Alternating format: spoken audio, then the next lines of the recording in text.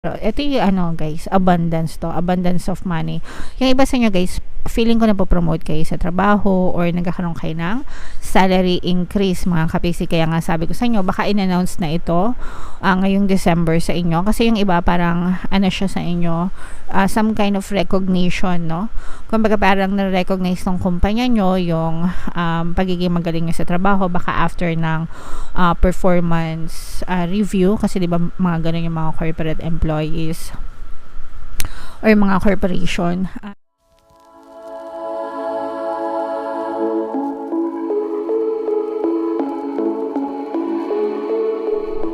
Hello guys, hello Aquarius, welcome back to Pinay Pixie Tarot. Money come to me mga kapiksi. Ang pamagat ng ating episode ay money reading para ngayong January para sa Aquarius, Sun, Moon, Rising, Sign, and Venus.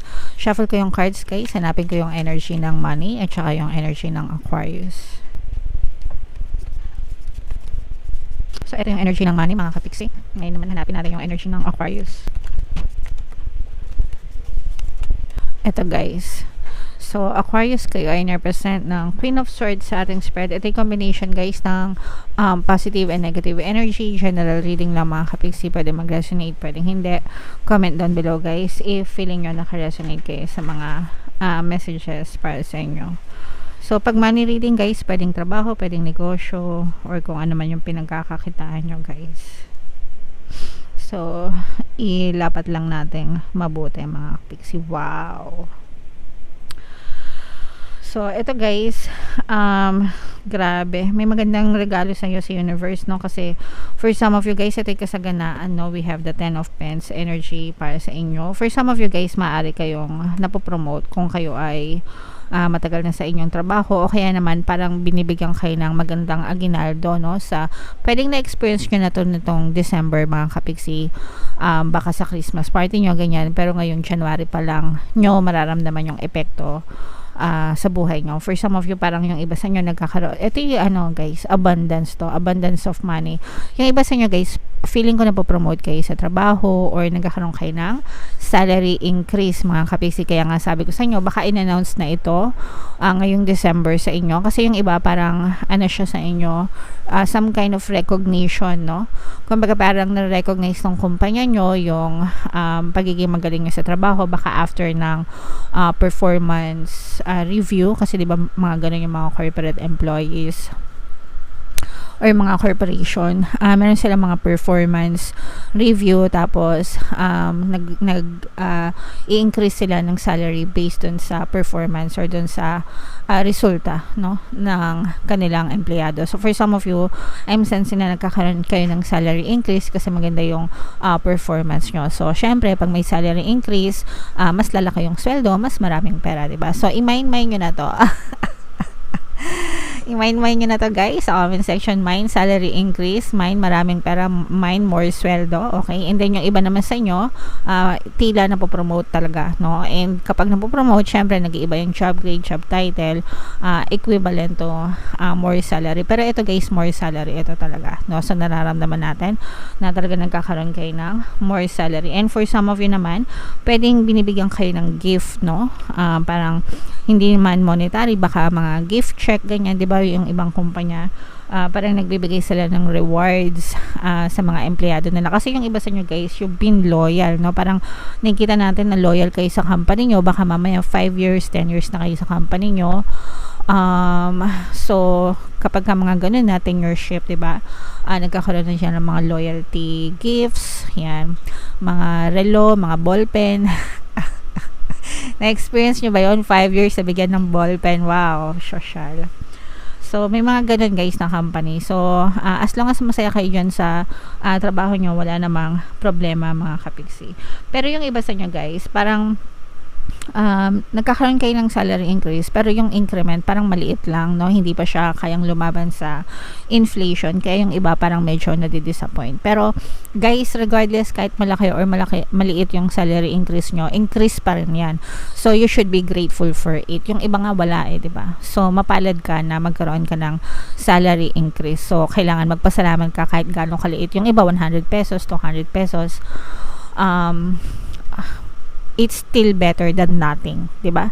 Still better than nothing at all, mga kapiksi. So you should be grateful imbis na magmukmok ka or imbis na magreklamo ka, kasi kung magrereklamo ka, may choice ka naman na lumipat ng ibang kumpanya o kaya maghanap ng ibang trabaho, mga kapiksi. Okay? Pero yung iba sa inyo guys, nararamdaman ko na this time around parang hindi na kayo masyadong magpapauto sa company nyo, although you love your company, pero parang mas bibigyan mo ng time yung sarili mo. Meron kasing ibang tao, ganun ako, like for me, example, no, parang kapag nagtatrabaho, gusto ko yung sinusweldo sa akin, parang hindi ko sinasayang, no, kasi kaya pinapasweldo ka, so trabaho kong trabaho, whereas meron naman ibang tao na petics. Medyo makakapal yung mukha, no, pinapasahod pero pumipetik sa trabaho, so medyo nakakaya.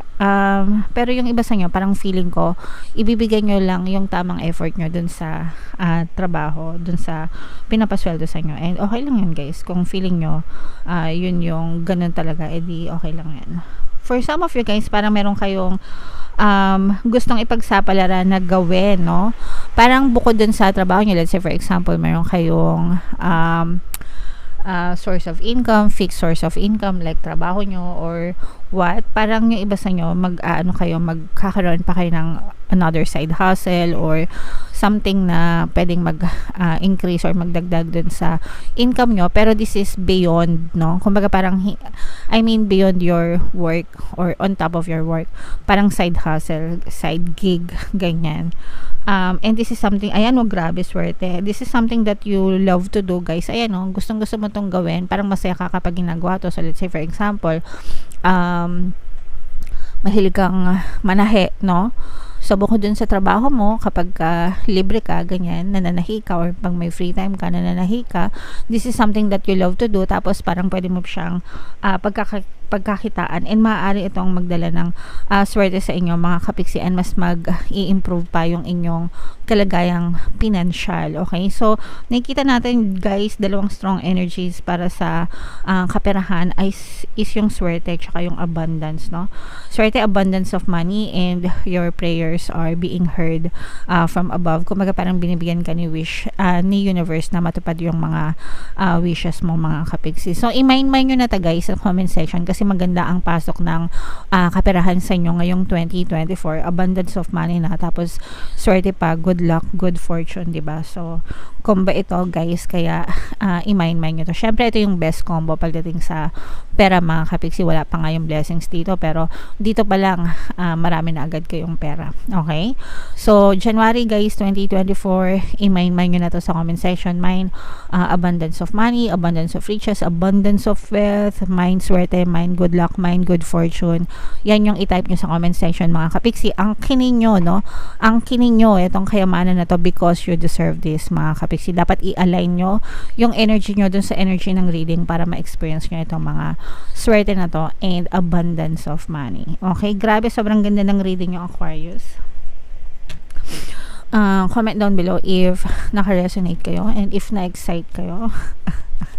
So tingnan natin, Aquarius, kung ano yung money manifesting technique ito guys. So shuffle ko to. Habang sinashuffle ko to guys, panoorin nyo muna itong video natin regarding sa ating paano mag-manifest ng abundance video course. Kapiksi, sawa ka na ba sa mga struggles at hirap sa buhay mo? Masipag ka ba at masikap sa buhay ngunit hindi ka pa rin umaasenso? Ilang beses ka na bang nag-attempt magnegosyo at mag-invest pero palagi ka pa rin nalulugi?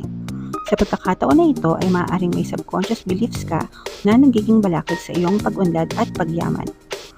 Introducing, paano mag-manifest ng abundance video course. Dito ay matututunan mong ma-overcome ang mga balakid mo para tuluyan ka ng umunlad, umasenso, sumagana, maging matagumpay, successful at maswerte sa iyong kabuhayan, pera, trabaho, negosyo, salapi at kaperahan ng bonggang-bongga. Dali, mag-send na ng email sa pinoypixitaro@gmail.com at simulan na ang iyong pagyaman ngayon.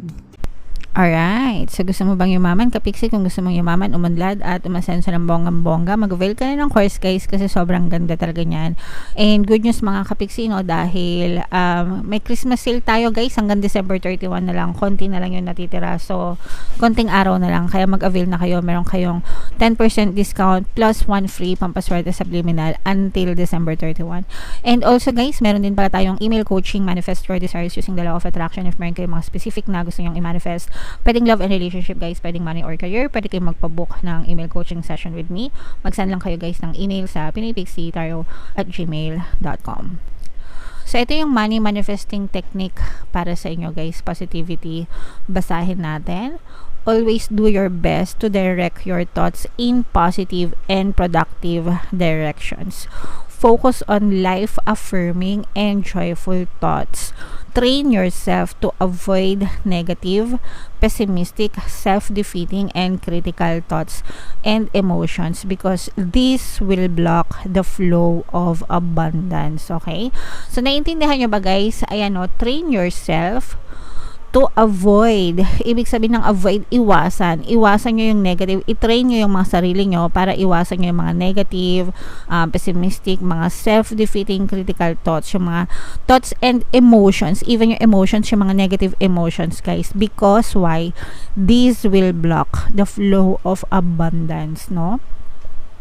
So, yung mga negative thoughts and assumptions, guys, mga negative emotions, yan talaga yung nagiging balakid pagdating sa flow ng abundance sa buhay in general, mga kapiksi. Kaya nga palagi kong sinasabi sa inyo, guys, alisin nyo, lumayo kayo dun sa mga negative emotions, galit, anger, hatred, grudges, resentment, yan. Tapos yung mga stress, worry, anxiety, complain, yung pagrereklamo, guys, yan yung number 1 na malas pagdating sa kaperahan. Kaya sabi ko sa inyo, guys, wag kayong magreklamo sa buhay nyo. The more na nagko-complain kayo, if you direct your thoughts dun sa mga complaints nyo, yun yung mas may experience nyo sa inyong 3D, sa inyong physical reality. Ngayon, paano nyo ba maiiwasan yung pagrereklamo? Simple lang mga kapiksi, magpasalamat kayo. Okay? I-convert nyo yung reklamo nyo sa pagpapasalamat. I'm sure, sa buong buhay nyo, kahit na naghihirap kayo ganyan, you still have things to be grateful for. Yung mga maliliit na bagay na meron kayo, kahit gaano kaliit, ipagpasalamat nyo mga kapiksi, and you develop that habit. Dapat fino-form nyo yung habit na yun, na palagi kayo nagpapasalamat. Okay lang, maliit yung sweldo ko, pero at least may sweldo pa rin ako, so thank you po. Kahit na may problema ako sa finances, buhay pa rin kami, nakakain pa rin kami, so thank you po, diba?